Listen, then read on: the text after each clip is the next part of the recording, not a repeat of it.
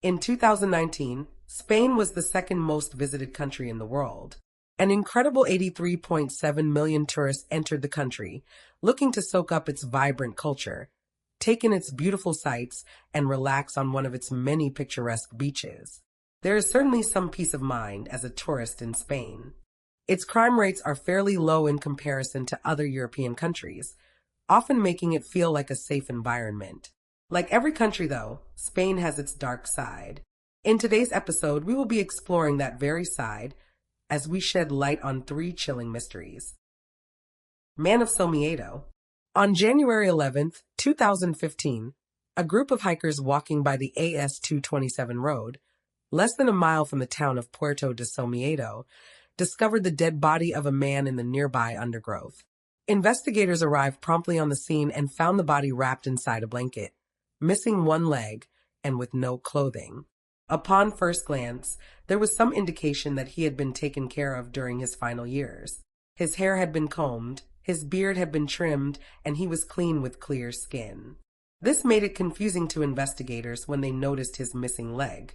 Initially, they suspected that John Doe's end had been a violent one. However, it was later determined during the post-mortem that the man's leg had likely gone missing as a result of scavenging animals. The blanket he was found with was analyzed, and it was deemed to have been made in the 1950s, carried by only 2 stores in the entire country. Receipt records hadn't been kept, however, meaning the authorities were unable to trace the purchaser. John Doe is described as being incredibly short, at just 4'5". He had a beard and was likely between the ages of 45 and 60. His body appeared dangerously thin, with one investigator noting that it resembled one of the bodies from the Holocaust. He weighed just 77 pounds. His limbs and fingers were described as being disproportionately long, while his head was unusually small. He also suffered from pectus carinatum, or pigeon chest, a deformity where overgrowth of the cartilage between the ribs and sternum causes the chest to stick out unusually. Furthermore, John Doe's upper back was hunched. There was briefly some speculation that the man suffered from Marfan syndrome, a genetic disorder resulting in an abnormally curved spine, incredibly flexible joints, and long arms, legs, fingers, and toes. Sufferers are often tall and thin, and complications with the heart and aorta can arise from the condition. However, as John Doe was exceptionally short in height, they began to theorize that his growth had been halted by chronic malnutrition. The autopsy showed that John Doe's nutrition had been satisfactory. He was not malnourished as had been originally theorized. It was also concretely determined through DNA testing that he didn't have Marfan, but suffered from cocaine syndrome, a rare genetic disorder often featuring growth disorders, intellectual deficits, neuromotor difficulties, and impaired vision and hearing. Children with this condition generally look older than they are and often don't make it to age 12. There are several variants of cocaine syndrome. Some adults live to their 20s or even 30s, while others with a milder, slower version of the condition can live to their 40s and 50s. John Doe's odd appearance now made sense, with his strange features lining up with the diagnosis. His cause of death was established as a heart attack. This wasn't uncommon in those with the condition, as it can affect the heart and the aorta. The rarity of John Doe's condition led investigators to believe that it wouldn't take them long to close the case, but they were wrong. They visited Puerto de Somiedo, the nearest town to where the body was found, but found no clues to his identity. Searching further afield yielded no answers either, not even at hospitals and housing facilities. Next, detectives looked into birth records and spoke with gynecologists and midwives who may have helped deliver the baby, but this turned up no new leads. They then attempted to look for women who may have worked as unlicensed rural midwives around his estimated time of birth, but found nothing. Another dead end came when they reached out to construction companies looking for builders who may have created a basement space or a false wall to another room inside a home. Law enforcement began to put together some theories in the absence of answers. They suspected John Doe was from somewhere much further than Somiedo, or that he had been hidden by his family, possibly due to shame or a fear of judgment, and that nobody knew of his existence because he had been locked away for most of his life, being cared for but unacknowledged by those outside the family. As he was likely born between 1955 and 1970, there was also some speculation that he had been born to a single mother. Spain's government was still deeply religious at the time, and an unwed mother would have been met with disapproval and difficulties.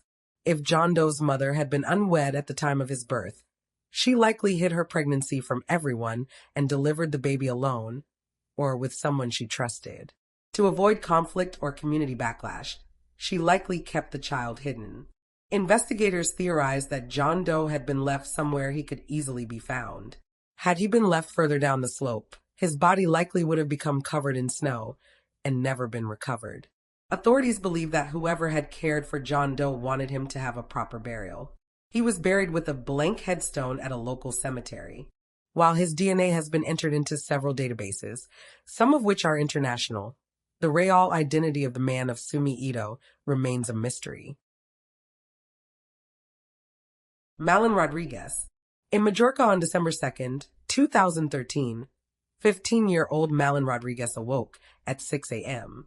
and proceeded to carry out her normal morning routine. She got dressed, had breakfast, and left for school. When the day was over, she hopped onto a bus to get home before realizing that she had left her keys in the house. Since her father was at work and her brother was out, she got off the bus and called her boyfriend, 17-year-old Daniel, asking if she could come and have lunch with him. His parents gave the pair the okay, and she left a message on her father's voicemail, letting him know where she was. Following this, Malin began the journey to Daniel's on her skateboard. She was around 2.5 miles from his home, and many witnesses placed her on the cycle path that day. CCTV showed her at 3:51 p.m. skating towards the village of Sun Farah. 300 meters ahead of her at a petrol station was another CCTV camera still on Marlin's route. But the 15-year-old never passed it. She vanished in the section of the cycle path between the two cameras.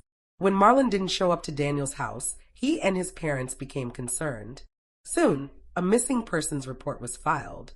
Like the case of Manuela and Virginia, though, investigators seemed to shrug off the concerns of the 15-year-old's loved ones.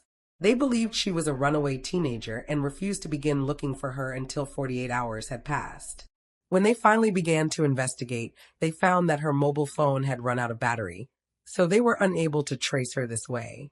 An examination of the CCTV from the petrol station, which Marlin should have passed but failed to do so, further revealed that the teenager's younger brother had been cycling nearby.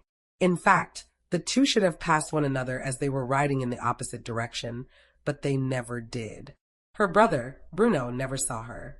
Over the next few weeks, authorities combed through wooded areas in search of Marlin, using mountain rescue specialists, agents from the Civil Guard, local police, and firefighters. Nearby coastal cliffs were checked and divers took to the lakes at a neighboring golf course. No sign of the 15-year-old was discovered. Law enforcement theories about what became of Marlin seem to split into two camps. The camp that thinks she ran away from home, and the camp that believes she met with foul play. By all accounts, Marlin had previously lived a very troubled life.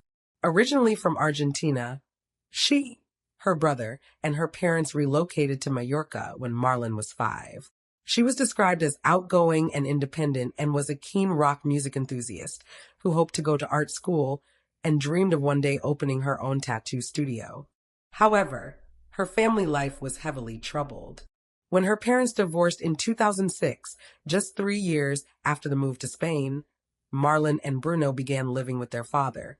Marlin's relationship with her mother was said to be difficult, but she was no better off with her father, who was sometimes physically abusive. At some point, Marlin began experimenting with drugs. When she was just 13, her father, Alfonso, discovered her undressed in bed with a boy, and she was horrifically beaten by him, to the point that she had to be hospitalized. Several years later, though, she stopped using drugs and began to take care of herself, eventually meeting Daniel, an aspiring musician whom she began dating. Daniel told investigators that in the days before her disappearance, Marlin had been frequently seen crying and had made an appointment with the school counselor the following day. Her friends backed up these statements. This led to some speculation that she was so troubled she decided to leave everything behind. Investigators who believed she met with foul play However, drew this conclusion from information which indicated that her father was in business with people who were part of organized crime. The son of a drug trafficker he knew offered €3,500 in exchange for the whereabouts of Marlon, but this failed to produce any leads. There are some allegations online that the man who offered the reward began to distance himself from Alfonso afterwards. Her mother, Natalia, was on a trip to Thailand at the time of her daughter's disappearance. In the years since, she has repeatedly voiced her disappointment and frustration with the civil guard for being unable to find any answers in the case. She noted that while her daughter was stubborn, she was also mature. She believes that Marlon was taken by somebody she knew. In the decades since, Marlon went missing. No trace of her has ever been found. At the time of her disappearance, 15-year-old Marlon Rodriguez wore red trainers, ripped jeans, and a plaid shirt with a t-shirt underneath. She also wore a denim jacket. When she went missing, she weighed 121 pounds and stood at 5 feet 3 inches. She is described as having long, curly brown hair and brown eyes. If you have any information about Marlon's disappearance, you can call the local missing persons group on +3 464 2650 775. And there you have the facts. Please leave a comment down below with your own theories and speculations, and remember to like this video and subscribe to support the channel. Thank you for watching. Stay alert, stay safe, and I'll see you next time.